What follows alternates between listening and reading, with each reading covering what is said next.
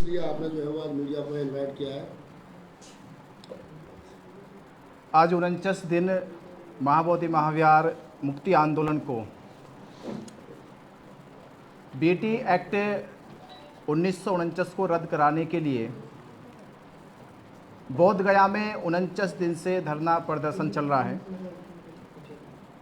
धरना प्रदर्शन जिस तरह से अपनी गति से निरंतर मजबूत गतिमान होता जा रहा है, देश और दुनिया में पूरा माहौल, जो बौद्ध समाज सोया हुआ था, जो बहुजन समाज सोया हुआ था, वो जग गया है। उससे भी याद आने लगी है सम्राट अशोक की, उससे भी याद आने लगी है कि भारत में बौद्धों की विरासत का अस्तित्व किस तरह से खतरे में है। अब उस अस्तित्व को बचाने के लिए जो मुहिम 12 फरवरी से शुरू हुई थी और आज की तारीख तक पूरे देश में वह एक देश का नहीं दुनिया का मुद्दा बन चुका है। आंदोलन के 4 स्टेप को हमने देखा कि पहला ज्ञापन हमने दिया, मुख्यमंत्री के नाम भेजा, राष्ट्रपति के नाम भेजा, प्रधानमंत्री के नाम भेजा। ज्ञापन देने के बाद जब बौद्धों की आवाज़, बौद्ध भिक्षुओं की आवाज़, पूरी दुनिया के बौद्धों की आवाज़ को जब सुना नहीं गया, अनसुना कर दिया गया, तब 12 फरवरी को बोध गया की पावन धरती पर जहां महाबोधि महाविहार बीटी एक्ट के नियंत्रण से 4 हिंदुओं को सौंप दिया गया, वहां पर आंदोलन धरना प्रदर्शन चल रहा है। धरना प्रदर्शन को लगातार 49 दिन हो गए। 49 दिन के बाद भी प्रशासन अब तक उसने ये कोशिश नहीं करी है कि क्या मांग है, मांग पर समीक्षा की जाती, विचार किया जाता। गया प्रशासन ने, बिहार सरकार ने अब तक बौद्ध भिक्षुओं से मुलाकात तक नहीं करी। 49 दिन हो गए, नई मांग नहीं है, नया मुद्दा नहीं है, वर्षों पुराना मुद्दा है, ऐतिहासिक मुद्दा है, कानूनी मुद्दा है। ये कब्जे का मुद्दा नहीं कि नई कोई जमीन नई जमीन तलाश ली और उस पर कब्जे के लिए मांग करे, कब्जे की मांग नहीं है, ये बचाने की मांग है कि जो विश्व धरोहर है, वर्ल्ड हेरिटेज है। यूनेस्को ने भी कहा कि अब ये केवल बौद्धों की संपत्ति नहीं रही, बौद्धों का तीर्थ स्थल नहीं रहा, ये पूरी दुनिया का स्थल बन चुका है, ये वर्ल्ड हेरिटेज हो गया। वर्ल्ड हेरिटेज होने के बाद केवल राज्य सरकार की जिम्मेदारी नहीं है, साथ साथ में केंद्र सरकार की भी पूरी जिम्मेदारी है कि केंद्र सरकार महाबोधि महाविहार के नियंत्रण को, उसकी सुरक्षा को, रक्षा को और उसकी गरिमा को देखे। पर सेंट्रल गवर्नमेंट ने, राज्य सरकार ने बिल्कुल भी उधर ध्यान नहीं दिया। उसके कारण वहां पंडे पुरोहितों ने आडंबर, पाखंड, अंधविश्वास करना शुरू कर दिया। क्या ये दिखाएगी हम दुनिया को कि ये है हमारे पास वर्ल्ड हेरिटेज, जहां पर एक पंडा पुरोहित बैठकर मरे हुए लोगों का श्राद्ध कर रहा है, पत्थर का शिवलिंग बनाकर जल चढ़ा रहे? ये दिखाएगी हम कि बुद्ध के दर्शन, जो विश्व वैज्ञानिक कहलाए, शांति का प्रतीक बने, करुणा का एक संदेश लेकर गए, क्या वो दिखाएगा कि महाबोधि में महाविहार में आज क्या हो रहा है? तो जब 49 दिनों के बाद भी सरकार के कानों तक हमारी बात नहीं पहुंची, तो आंदोलन के 2 और आगे के चरण है। जो तीसरा चरण होता है रथ यात्राएं निकालना, कि जहां हम धरना प्रदर्शन एक जगह पे रह के कर रहे थे और लोग हमें दूर दूर से सपोर्ट कर रहे थे, अब हम लोगों के पास जाएंगे, उनका हाथ पकड़कर उनके गांव से, उनके शहर से, उनके राज्य से लेकर बोध गया 12 मई तक पहुंचेंगे हम लोग। तो हमने 14 अप्रैल बाबा साहब डॉक्टर अंबेडकर जी के जन्म दिवस से दलित प्रेरणा स्थल नोएडा से रथ यात्रा, पद यात्रा शुरू करने जा रहे हैं। रथ यात्रा, पद यात्रा का ये जो माहौल पूरे देश में बनेगा और पूरे देश के बौद्धों से, बहुजन समाज से ये अपील हम लोग करेंगे कि एक मुट्ठी अन्न लेकर मुक्ति का जन समर्थन अपना पेश करें, क्योंकि जब तक इस आंदोलन में बौद्धों की, बहुजन समाज के लोगों की भावनात्मक संबंध नहीं बनने के, नहीं जुड़ने के, तब तक हम बैठे बैठे केवल उधर देखते रहेंगे कि समाज कब आएगा। तो रथ यात्रा का अभियान शुरू करने की तैयारी हो चुकी है और ये रथ यात्रा का अभियान एक बड़े काफिले के साथ हम तैयारी कर रहे हैं कि 500 बौद्ध भिक्षु इस रथ यात्रा में चले गए। धीरे धीरे बोध गया तक पहुंचते पहुंचते 12 मई तक, बुद्ध पूर्णिमा तक हजारों बौद्ध भिक्षु एक बड़े काफिले के साथ 12 मई बुद्ध पूर्णिमा तक बोध गया पहुंचेंगे। और हमारी एक यात्रा नहीं है, जिस तरह से अभी हमने पिछली कॉन्फ्रेंस में कहा कि हम 14 अप्रैल से यात्रा शुरू करेंगे, तो अभी मुझे जानकारी हो रही कि महाराष्ट्र से भी यात्रा शुरू की जाएगी बंते जी के द्वारा, छत्तीसगढ़ से भी शुरू की जाएगी, फिर उधर गुजरात से भी शुरू की जाएगी। तो हमने देखा कि यात्रा तो ऐसा होगा कि बोध गया 12 मई तक देश के हर एक स्टेट से रथ यात्राएं, पद यात्राएं आनी शुरू हो जाएगी। और देखते देखते जो हमारे एक राहुल नागपाल जी ने मुझे बहुत अच्छी बात पिछले हमने इंटरव्यू में कहा कि 12 मई को 12 लाख लोग पहुंच जाए। तो 12 मई का 12 लाख लोगों का, जो बौद्ध उपासकों का, बहुजन समाज के लोगों का एक टारगेट हो जाए कि 12 मई को 12 लाख लोग बौद्ध पूर्णिमा पे बोध गया पहुंच जाए। तो ये तीसरा हमारा जो चरण होगा कि पूरे देश में रथ यात्राएं निकाली जाए। तो रथ यात्राओं का अभियान 14 अप्रैल से बुद्ध पूर्णिमा 12 मई तक निरंतर पूरे देश में चलना चाहिए। और पूरे देश से अपील करनी चाहिए कि हम अपने बातों को जन जन तक पहुंचाने के लिए बीटी एक्ट क्या है, विरासत का मुद्दा क्या है, क्यों महाबोधि महाविहार बचाना चाहिए, किस तरह से भारत में बौद्धों के विहारों पे, बौद्धों के धार्मिक स्थलों पर किस तरह से वर्षों से, सदियों से कब्जा किया गया है, अब उन्हें मुक्त कराने की बारी आ चुकी है। और ये जब तक मुक्त नहीं होगा तब तक हम लोग पीछे नहीं हटेंगे। निरंतर इसी को अपने जीवन का संघर्ष मानकर, इसे जीवन का उद्देश्य मानकर हम इस पे आगे बढ़ते रहेंगे। महाबोधि महाविहार हम कह रहे थे कि खाली कर दो, ब्राह्मण छोड़ के चला जाओ, हिंदू एक्ट 1949 रद्द कर दो, तो ये बात रुक भी सकती थी यहीं तक। अगर ये बात आप लोगों ने नहीं मानी, अगर इस बात पर अब जब तनातनी होती जा रही है, तो महाबोधि महाविहार ने देश में जितने भी बुद्ध विहारों पर कब्जा किया गया है, धीरे धीरे एक महाबोधि महाविहार को खाली कराया जाएगा। तो ये हमारी कॉन्फ्रेंस इसी माध्यम और इस विषय को लेकर की गई कि आप सभी के माध्यम से इस देश के भीतर जिस तरह से बौद्धों की आस्था के साथ खिलवाड़ हो रहा है, 76 साल लगातार हो गए हैं। इन 76 सालों में सरकार ने और देश के वो मजबूत और बड़े हिंदू संगठन जो कहते हैं कि हम देश में समरसता बनाना चाहते, समानता बनाना चाहते, आज वो समरसता और समानता बनाने वाले हिंदू संगठन कहाँ हैं? कहाँ है मोहन भागवत जो बार बार कहते हैं कि बौद्धों के लिए तो हमारा दरवाजे खुले हुए हैं, बौद्धों के लिए तो हम साथ साथ खड़े हैं। तो मोहन भागवत जी, आज आपका बयान क्यों नहीं आ रहा? 49 दिन से बौद्ध भिक्षु धरना पे बैठे हैं, 49 दिन से प्रतीक्षा कर रहे कि सरकार कुछ करे। देश के वो जो बड़े संगठन है, आरएसएस है, जो बार बार बुद्ध का नाम लेकर दुनिया में अपने आप को जो सम्मान पाने का जो काम करते हैं, तो कुछ सम्मान यहाँ बौद्ध भिक्षुओं को भी मिलना चाहिए, बौद्ध उपासकों को भी मिलना चाहिए, बौद्ध अनुयायियों को भी मिलना चाहिए। और आप लोगों को सबसे पहले पहल करनी चाहिए, क्योंकि आप लोग ही कहते आ रहे हैं कि भारत में जब तक बुद्ध रहेंगे तब तक भारत रहेगा। तो बुद्ध की धरोहर को तो छीना जा रहा है, बुद्ध के महाबोधि महाविहार पे तो कब्जा कर लिया गया है। तो आप तो भारत रहेगा नहीं रहेगा, यहाँ बुद्ध विहार पहले आपने उसका पूरा का पूरी गरिमा, उसकी सभ्यता संस्कृति को छीन लिया है। तो इस मुहिम के तहत यही हम कह रहे हैं कि सरकार से भी और हिंदू संगठनों से भी कि जल्द से जल्द या तो आप लोग कोई ना कोई इस पे पहल करें, अन्यथा ये होगा कि देश के भीतर जो पूरे देश को केवल हिंदू मुसलमान के चक्कर में देश को लड़ाने का काम किया गया है, भरमाने का काम किया गया है। असली मुद्दा तो ये था कि जो हजारों साल से ब्राह्मणों के साथ और बौद्धों के साथ होता रहा था, तो लड़ाई अब हिंदू मुसलमानों की नहीं है, अब ये लड़ाई ब्राह्मण और बौद्धों के बीच में चल रही है। तो जल्द से जल्द समझ जाए, जो लोग बेटी एक्ट के तहत मंदिर में घुसे बैठे हैं और जो अब तक बेटी एक्ट को निरंतर उसको असंवैधानिक रूप से लागू करे बैठे हैं, उसको रद्द कर दे, अन्यथा यही होगा पूरे देश में कि बौद्ध और ब्राह्मण आमने सामने होंगे। मंत्री जी, सवाल जो है वो निकल करके आता है, मंत्री जी आप भी अगर आप बेहतर बता सकें तो, कि अभी रामदास आठवले साहब जो है वो भारत सरकार में मिनिस्टर हैं, अब वो गए थे और उन्होंने वहाँ पर कुछ अपना सहयोग भी दिया और वो नीतीश कुमार से भी मिले हैं। तो उस मुलाकात के क्या कुछ नतीजे आपको लग रहे हैं कि कुछ निकलेंगे?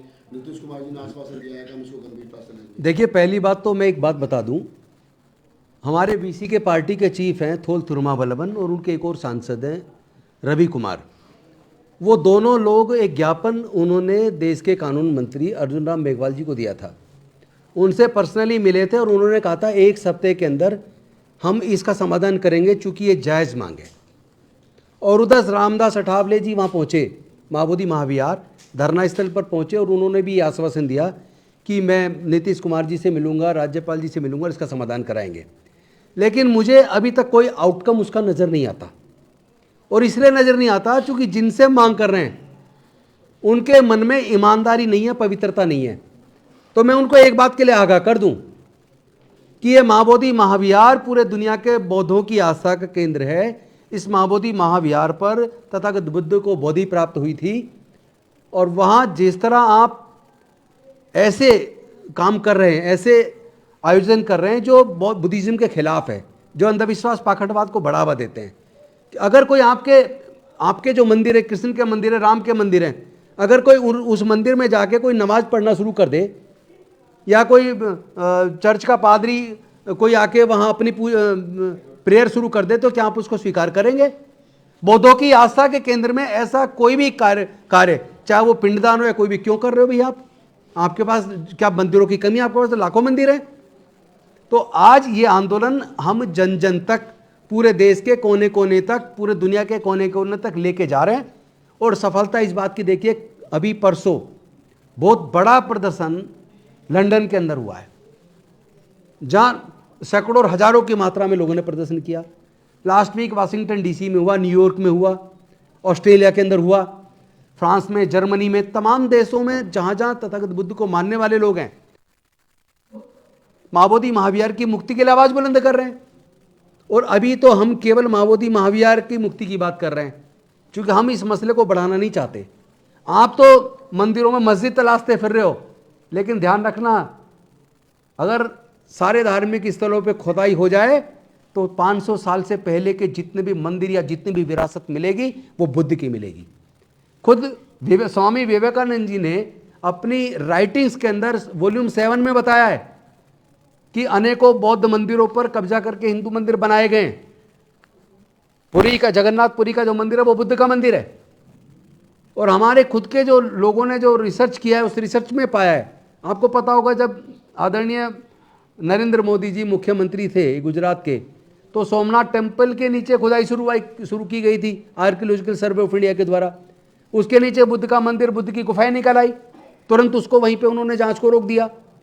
मैं कह रहा हूं जहां भी खोदोगे बुद्ध निकलेंगे। भारत में 2000 से ज्यादा गुफाएं हैं और उसमें 98% गुफाएं बुद्ध की हैं। हर जगह बुद्ध के अवशेष हैं। कितना छुपाओगे?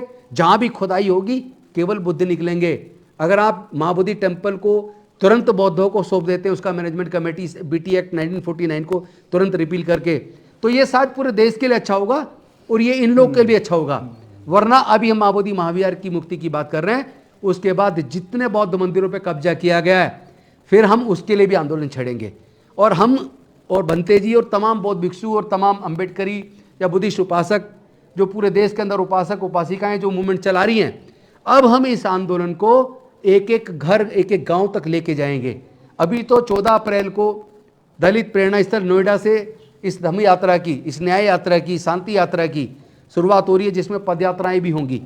और हम जगह जगह मीटिंग लेते हुए इसको आगे बढ़ाएंगे और फिर पूरे देश के कोने कोने से भी इस तरह की यात्राएं निकलेंगी। और हम इस आंदोलन को इस बार जैसे 92 के अंदर भंते नागार्जुन सुरेई ससई जी के नेतृत्व में जो आंदोलन चला था, और उस आंदोलन को आपने डिफ्यूज़ किया, उनको अल्पसंख्यक आयोग का मेंबर बना दिया, बाकी 4 भिक्षुओं को उसका मेंबर बना दिया मैनेजमेंट कमेटी का, और आपने उनको प्रॉमिस किया कि हम इसका पूर्ण समाधान करेंगे, लेकिन आपने समाधान नहीं किया। इस बार ये आंदोलन तब तक चलेगा जब तक पूर्ण समाधान ना हो जाए, जब तक बीटी एक्ट 1949 एक्ट रिपील ना हो जाए। हम इसको जन जन का आंदोलन बना देंगे। और ये समझ लीजिए, ये केवल अंबेडकर वादियों तक सीमित नहीं है। देश के तमाम दलित, पिछड़े, आदिवासी और यहाँ तक कि माइनॉरिटी के भी 90% लोग ये उस बात को समझ रहे हैं कि हम सब के पूर्वज बौद्ध थे। यानी भारत में 90% लोगों के पूर्वज बौद्ध थे। तो ये 90% लोगों का आंदोलन बनता जा रहा है। एक एक गांव तक, एक एक घर तक, एक एक परिवार तक इस आंदोलन को लेके जाएंगे। राजनीति अपनी जगह, हम राजनीति से ऊपर उठ के, क्योंकि ये हमारी सांस्कृतिक विरासत का मसला है, ये हमारे मान सम्मान और स्वाभिमान का मसला है, तो हम अपनी सांस्कृतिक विरासत को पूर्ण मुक्ति तक अब रुकने वाले नहीं हैं। और एक तरफ सर्वोच्च न्यायालय के न्यायाधीश जजमेंट दे रहे हैं आस्था के आधार पे, तो हमारी आस्था की कोई कदर नहीं है क्या? तुम्हारी आस्था आस्था, हमारी आस्था आस्था नहीं है। तो ये आंदोलन बहुत ज़्यादा बड़ा होने वाला है। मैं तो निवेदन करूंगा आदरणीय नीतीश कुमार जी से भी और देश के प्रधानमंत्री नरेंद्र मोदी जी से भी, वो दिल बड़ा करके इस समस्या का समाधान तुरंत कर दें, अन्यथा ये इतना बड़ा आंदोलन होने वाला है, ये आपकी बस की संभालना नहीं है। इससे पहले कि इतना बड़ा आंदोलन हो जाए, मैं आपसे निवेदन कर रहा हूँ इसका समाधान कीजिए, तो बात यहीं तक शांतिपूर्ण तरीके से निपट जाएगी। क्योंकि हम बुद्ध को मानने वाले हैं, उस बुद्ध को जिसने दुनिया को शांति मानवता का संदेश दिया, जिसने समता, स्वतंत्रता, बंधुता, न्याय, प्रज्ञाशील, करुणा और मैत्री का संदेश दिया। तो हम हाथ जोड़कर विनती कर रहे हैं, लेकिन अगर हम हाथ जोड़ना जानते हैं तो हम हाथ मरोड़ना भी जानते हैं। अभी हम इंतजार कर रहे हैं, देखते हैं आप लोग कितना और रिजिड होके हठधर्मी करके बैठे रहेंगे। आप हमारी अगर परीक्षा ले रहे हो तो आप हमारी परीक्षा ले लो। अगर ये आंदोलन कुर्बानी मांग रहा है तो सबसे पहले हम लोग कुर्बानी देंगे बनते जी। हम अपने आप को मिटाने को तैयार हैं, लेकिन अपने समाज की, इस पूरे बुद्धिस्ट समाज की आस्था के ऊपर आंच नहीं आने देंगे। हम इसको मुक्त कराने तक रुकने वाले नहीं है, आंदोलन घर घर तक हम लेके जाएंगे। शुक्रिया। एक सवाल और अंत में लेते बनते जी, सवाल ये कि जब सारी बात सरकार जानती है, विदेश में जाके मोदी जी कह रहे हैं कि मैं बुद्ध की धरती से आया हूँ, और जहाँ खोते वहाँ बुद्ध निकलते, तो क्या कारण है सरकार मान क्यों नहीं रही है? मैं एक ऐतिहासिक दृष्टिकोण देखे, हिंदुओं के पास 4 धाम है, चारों धाम में बोध गया का जिक्र नहीं। 4 वेद उनके पास है, 4 वेदों में महाबोधि महावीर का या बोध गया का जिक्र नहीं करते। तो कहाँ से ये लोग शिव मंदिर लेकर आ गए? शिव के मंदिर का इतिहास शिव पुराण में या तो काशी का जिक्र है या कैलाश का जिक्र है। कभी हमने किसी किताब में नहीं पढ़ा कि शिव मंदिर का जिक्र बोध गया में है। अगर भारत को छोड़ के दुनिया के बाहर जाके पढ़ो, भारत को छोड़ दो, आप दुनिया के बाहर जाके पढ़ो और ये पढ़ो कि बोध गया में किस महामानव का, किस महाभगवान का जिक्र होता है, किसका जिक्र होता है। भारत के बाहर जाके पढ़ लो तो बुद्ध का जिक्र होगा। दुनिया पढ़ रही कि बोध गया में सिद्धार्थ गौतम को संबोधि प्राप्त हुई है, पूरी दुनिया जानती है। नालंदा यूनिवर्सिटी में जब पढ़ाया गया, नालंदा यूनिवर्सिटी के बाद जब बच्चे वहां से प्रैक्टिकल के लिए बोध गया आते तो यहां पर बुद्ध के दर्शन की रिसर्च करते थे केवल, कभी शिव के दर्शन की रिसर्च नहीं करी, यहां पे राम की नहीं करी, विष्णु की नहीं करी, बुद्ध की करी उन्होंने। और बुद्ध के दर्शन का जिक्र फिर जाके चीन के जो यात्री विद्यार्थी यहां पर आए, फाइयान, इत्सिंग और हैंसवांग, उन्होंने जिक्र करा इस बारे में। क्योंकि जब नालंदा पढ़ते, नालंदा के बाद वो प्रैक्टिकल के लिए बोध गया आते थे, बोध गया की यात्रा करते थे, वो बुद्ध के बारे में लिखते थे। तो सरकार के पास जब पूरा एविडेंस है, पूरे साक्ष्य है और पूरी दुनिया मानती है, और यूनेस्को ने, आप ये तो इंटरनेशनल संस्था है, यूनेस्को ने पूरे सर्वे के साथ पुरातत्व विभाग से रिपोर्ट लेने के बाद यह सिद्ध कर दिया कि बोध गया धरती पर सिद्धार्थ गौतम संबोधि को प्राप्त हुए और यहां पर सम्राट अशोक ने महाबोधि महावीर की नींव धरी। और ये महाबोधि महावीर पूरी दुनिया के लिए पवित्र धर्म स्थल है, और ये केवल बौद्धों के लिए ना रह जाए, इसलिए पूरी दुनिया के लिए एक पवित्र स्थल बन गया। अब इससे बड़ा सबूत क्या चाहिए इन हिंदुओं को, कि इससे बड़ा सबूत ब्राह्मणों को क्या चाहिए? तो हमारा कहना यह है कि ये तो वही हुआ जिस प्रकार राम मंदिर का फैसला लोगों ने दिया, कहा कि ये पुरातत्व विभाग के साक्ष्य एक तरफ रख दो, और जो वहां पे अवशेष मिले वो भी एक तरफ रख दो, और जो भी सबूत आपने गवाही कराई वो भी एक तरफ रख दो। तो फैसला दे दिया कि भारत के लाखों करोड़ों हिंदुओं की भावना का मामला है, ये हिंदुओं के पक्ष में सुना दिया जाए। यही हुआ था 1949 में। बौद्ध है नहीं थे उस समय, ब्राह्मण लग रहे थे सामने। तो यहां मैं कहूंगा कि यहां हिंदुओं की भावना का नहीं, यहां डर ब्राह्मणों की भावना का है। यहां हिंदुओं की भावना का मामला भी नहीं, यहां भावना का डर है ब्राह्मणों की। तो पहले भी ब्राह्मणों से डर गए 1949 में, और फिर जब राम मंदिर का फैसला तो भी ब्राह्मणों से डर गए। अब सरकार से पूछना चाह रहे, क्या सरकार ब्राह्मणों के सामने पूरी तरह से लाचार, बेबस और कमजोर हो चुकी है? अगर कमजोर हो चुकी तो वो हाथ खड़ा करके कह दे कि हमसे ये नहीं हो रहा, ब्राह्मणों से जाके ले ले, तो हम ब्राह्मणों को अगले दिन बाहर निकाल देंगे। हम संविधान का पालन कर रहे, सरकार का सम्मान कर रहे, इस सम्मान की परीक्षा ना ली जाए तो हम आपसे ये कहेंगे, कानूनी प्रक्रिया में, संवैधानिक प्रक्रिया में, और पूरे बौद्धों की आस्था और सम्मान को देखते हुए और पूरी दुनिया की निगाहों को देखते हुए कि पूरी दुनिया किस तरह से बोध गया की ओर देख रही है, कि बोध गया की पावन धरती पर महाबोधि महाविहार को किस तरह से सम्राट अशोक ने 2300 वर्ष पूर्व इसकी नींव रख के पूरी दुनिया के लिए एक धर्म स्थल दिया, शांति का प्रतीक दिया। ये वो प्रतीक है जहां संसार को यह मिला कि किस तरह से एक संसार में आने वाला आम मनुष्य कैसे बुद्ध बन जाता है। ये उसका प्रतीक है, ये उसका प्रतीक है कि मनुष्य कैसे दुखों से मुक्ति पाएगा। ये वही जगह के जहां तथागत बुद्ध ने संसार के 4 आर्य सत्य जाने, ये 4 आर्य सत्य जानने के बाद आज संसार दुखों से मुक्ति खोज रहा है, मुक्त हुआ है। ये वही जगह जहां सिद्धार्थ गौतम बुद्ध बनकर संसार को विज्ञान का सूत्र दे रहे, प्रत्यक्ष समुत्पात, तब जाके संसार में विज्ञान पैदा हुआ। आप उस जगह पे ये कर्मकांड कर रहे हो जहां इतना बड़ा विशाल दर्शन तथागत बुद्ध ने दिया। आप वहां पर ये पंडों को बिठाकर, जिनको अभी तक दर्शन के बारे में, विज्ञान के बारे में, शिक्षा के बारे में, संस्कृति के बारे में बिल्कुल भी नहीं पता, क्या आप इतनी इतनी इतनी विराट, इतनी विशाल और इतनी पवित्र जगह पे ये कर्मकांड करा रहे हो? तो शर्म आने चाहिए सरकार को, शर्म आने चाहिए मोहन भागवत जी को, जो देश को जो समृद्ध बनाने की बात कर रहे थे, जो सशक्त बनाने की बात कर रहे थे। क्या ये सशक्त ऐसे बनेगा कि वहां पंडा बुद्ध के पूरे परिसर में बैठ के वहां ये पंडित पिंडदान करेंगे, जो पिंडा पराएंगे, जो शिवलिंग पर जल चढ़ाएंगे? क्या ऐसे देश हमारा सशक्त और वैज्ञानिक बनेगा? तो हम यही कहेंगे कि विज्ञान के आधार पे, से शास्त्रों के आधार पे, से संविधान के आधार पे, किसी भी आधार से कोई भी साक्ष्य उठा लीजिए, माँ बोधि महाविहार बौद्धों का है और बौद्धों को मिलना चाहिए। चलिए एक आखिरी सवाल बनते जी, थोड़ी सी अपील कर दीजिए कि जो आप नोएडा से प्रेरणा स्थल से, दल प्रेरणा स्थल से जो आप ये पद यात्रा या रथ यात्रा जो शुरू कर रहे हैं, उसकी टाइमिंग क्या रहेगी? हाँ। और वो कब और उसमें कैसे लोग शामिल हो सकते हैं? कोई मोबाइल नंबर जो आपसे लोग संपर्क करना चाहें, और क्या उसकी पूरा सिस्टम रहेगा? आप सभी देश के बौद्ध समाज से, बहुजन समाज से, जिस तरह से आंदोलन हमारा गति प्रगति होता जा रहा है, देश दुनिया तक फैल गया है, इसे और मजबूत करना है, इससे और यूनाइटेड करना है। और यूनाइटेड करने के लिए हमारे सभी बुद्धिजीवी, मंत्री जी के सहमति से, बंते जी की सहमति से, और भी बहुत सारे बुद्धिजीवी लोगों से सहमति से ये निर्णय लिया गया कि धरना प्रदर्शन के साथ साथ हमें एक जन जागृति अभियान चलाना चाहिए, एक शांति मार्च निकालना चाहिए, लोगों तक पहुंचना चाहिए। तो उस पर निर्णय लिया गया कि एक रथ यात्रा, पद यात्रा शुरू कर दी जाए। कब शुरू कर दी जाए? कि इस देश में आंदोलन को गति और आंदोलित करने के लिए बाबा साहब डॉक्टर अंबेडकर जी के जन्मदिन से बड़ा कोई दिन हमारे लिए नहीं है। उसके बाद से मेरठ, मेरठ से मुजफ्फरनगर, मुजफ्फरनगर से बिजनौर, बिजनौर से अमरोहा, अमरोहा से मुरादाबाद, मुरादाबाद से रामपुर, रामपुर से बरेली, बरेली से बदायूं, बदायूं से आजमगढ़ से मऊ, मऊ से बलिया, बलिया से गाजीपुर, गाजीपुर से बक्सर, बक्सर से आरा, आरा से पटना और पटना से फिर बोध गया। ये हमारी यात्रा का पूरा मैप है। ये यात्रा 14 अप्रैल शुरू होगी और हम 10-11 मई यानी बुद्ध पूर्णिमा से एक दिन पहले बोध गया पहुंच जाएंगे। ये यात्रा देश में 12 मई को 12 लाख लोगों से निवेदन कर रही है कि महाबोधि महाविहार को बचाने के लिए, विरासत को बचाने के लिए केवल एक दिन के लिए आप आ जाओ। जिस तरह से 2 अप्रैल 2018 में आप लोग निकल कर आए थे, एक दिन निकल के आ जाओ।